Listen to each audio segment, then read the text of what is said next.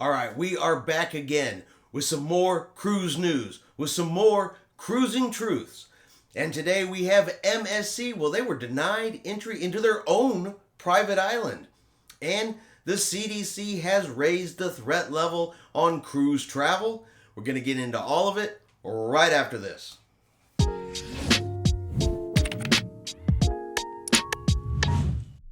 Chris here with High Seas Cruising, and welcome to today's video. All right, let's jump right in with MSC. So the MSC Seashore was heading to their own private island of Ocean Cay.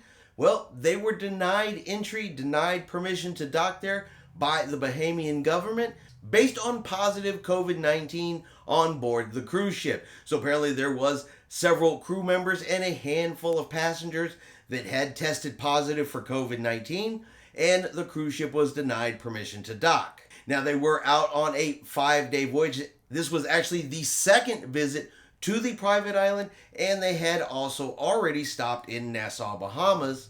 So instead of stopping at their private island, they were given another sea day by MSC. And I will say this story, it is a little bit concerning, kind of gives you a little bit of worry in the back of your mind, because all of the cruise lines have private islands in the Bahamas. Royal Caribbean has them. Carnival Cruise Lines has them. Norwegian Cruise Lines has them. Disney Cruise Lines all have private islands in the Bahamas. And those private islands, those private stops have always kind of been a backup plan that the cruise lines could use, that if you're denied entry into other ports, they had the option to always go to their private islands, even if it was just go out, have some sea days, visit a private island, return back to the U.S. That meets the qualifications for the Passenger Vessel Services Act that requires them to stop at a foreign port and come back. As a worst case scenario, just hypothetically, if more and more cruise ports were to deny entry to cruise ship. So to have the Bahamian government stop a cruise ship from going to their own private island, that is a bit concerning. Now, I don't know if there's a little more to this story. I don't know how this story is going to develop past today. That's what we know right now. We're going to keep an eye on it, though, because remember, even with Mexico, they had denied a couple of cruise ships, and now the Mexican government has come back and said, well, we're not going to be doing that. That's not good juju for us. That doesn't help our tourism. So cruise ships are going to be allowed to dock. So we may see something similar to this from the Bahamas, but we'll keep an eye on it. And if anything changes, we, of course, will let you guys know right away. So the big story of the day is the CDC has raised the threat level from level 3 to level 4 against cruise travel. This is the highest threat level the CDC has. And I'm going to go ahead and put up here on the screen directly from the CDC's website. So like I said, they have upgraded to level 4. Very high level of COVID-19. So this change did come yesterday, December 30th of 2021. The COVID-19 travel health notice level has been updated from level 3 to level 4, the highest level. This reflects increases in cases on board cruise ships since identification of the Omicron variant. So the CDC recommends avoid cruise travel regardless of vaccination status. If you travel on a cruise ship, make sure you are fully vaccinated before travel and get a COVID-19 vaccine booster dose if you are eligible. Getting vaccinated is still the best way to protect yourself from severe disease, slow the spread of COVID-19, and reduce the number of new variants. People who are not fully vaccinated should follow additional recommendations before, during, and after travel. Yep, so they have raised the level to level 4, the highest threat they have available, and they are recommending that nobody should cruise travel. But what they're really recommending here is, you should be vaccinated. You should take a test before you get on a cruise. It goes on to further say you should wear a mask in situations where a mask needs to be worn, which sounds suspiciously like the health and safety protocols that the cruise ships are already doing and are part of the conditional sail order already. But they raised it from 3 to level 4, and CLIA has already put out a response to the CDC's upgrading of the threat level. We'll go ahead and throw up CLIA's response here. And this is CLIA statement regarding CDC elevating to level 4 warning against cruise travel. And they also put theirs out yesterday. They put it out right after the CDC upgraded the level. It says the decision by the CDC to raise the travel level for cruise ships is particularly perplexing, considering that cases identified on cruise ships consistently make up a very slim minority of the total population on board, far fewer than on land, and the majority of those cases are asymptomatic or mild in nature, posing little to no burden on medical resources on board or on shore. No setting can be immune from this virus. However, it is also the case that the cruise provides one of the highest levels of demonstrated mitigation against the virus. Cruise ships offer a highly controlled environment with science-backed measures, known testing and vaccination levels far above other venues or models of transportation and travel, and significantly lower incident rates than land. While we are disappointed and disagree with the decision to single out the cruise industry, an industry that continues to go above and beyond compared to other sectors, CLIA and our ocean-going cruise line members remain committed to working collaboratively with the CDC in the interest of public health and safety. So the response from CLIA to this is, look, I understand you have raised this threat level, but it's a little confusing. Our percentage of COVID cases is lower than the land is, much lower than the states and other land-based versions of tourism. The cruise lines remain lower than everybody else, yet they are being scrutinized, yet it is the threat level against them that is being raised. And to the cruise industry, it's a little perplexing. It is a little bit confusing because it kind of feels like, again, they are being singled out. Now, Royal Caribbean has also issued a response to this. Not a direct response, but they have issued out some numbers in how the Omicron variant has been affecting cruises and how COVID-19 has affected their cruises since the resumption of cruising back in June. Since Royal Caribbean has resumed cruising, they have had over 1.1 million passengers on board their ships. 1.1 million. Out of that 1.1 million, 1,745 positive COVID-19 cases on board. Now that comes out to 0.02%.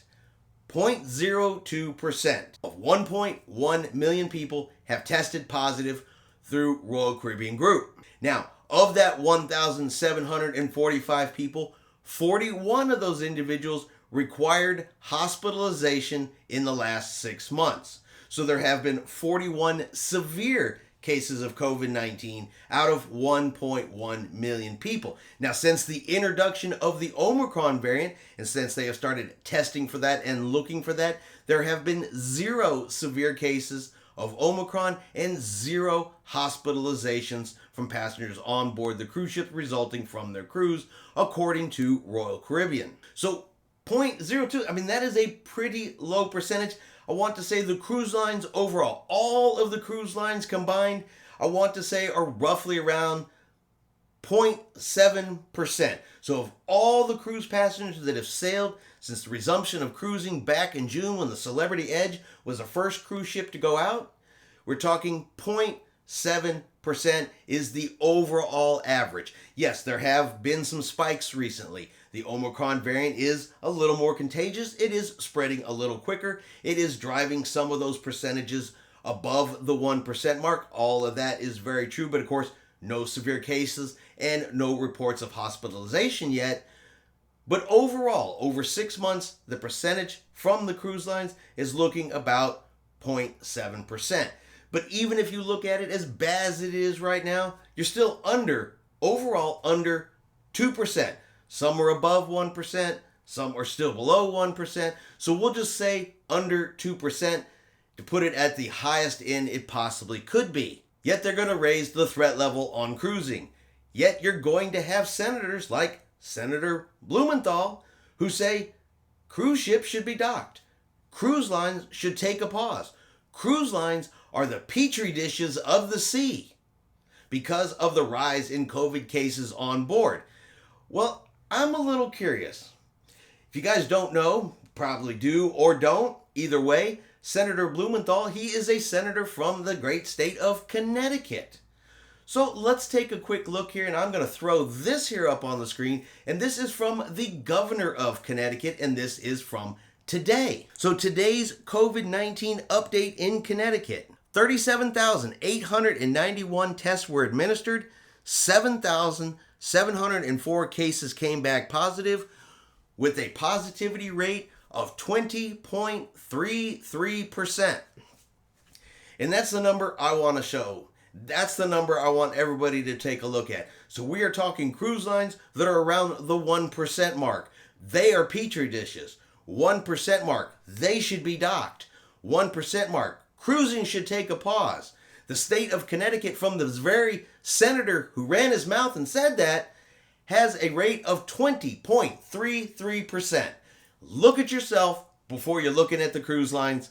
That's what I say. Now, by no means am I picking on the state of Connecticut. By no means am I saying there's something wrong with Connecticut or anybody who lives in Connecticut. Connecticut is not the only state that is having a COVID problem. It is around the world. Everybody is having a COVID problem. I am specifically pointing at the senator who says that cruise ships are petri dishes, while in his own backyard, he has a 20% rate and cruise ships have down by a 1% rate. Look in your own yard first. What's that old saying? He who throws stones shouldn't live in a glass house, something like that. Well, in my opinion, that is that senator. Facts don't lie, numbers don't lie. But a bigger question is, what is this going to mean for the cruise lines? Look, in the short term, I think the next step, and this, again, purely an educated guess, no facts in hand. The next step for the cruise lines, what I expect we will see next, is a booster shot requirement. Okay, they already are giving booster shots to their crew members. Probably here shortly, there is a chance that the cruise lines may start putting out a requirement for booster shots for cruise passengers. So if it was me, and again, I'm only speaking for me, you do you, I'm going to get my booster shot as soon as possible. I have a cruise coming up in 10 days, so I'm going to have to wait until I get back so I don't run into that, time period that you have to have it before you can sail. So I'll get mine when I come back, but I'm going to go ahead and get my booster shot. I've already gotten the vaccine to go cruising.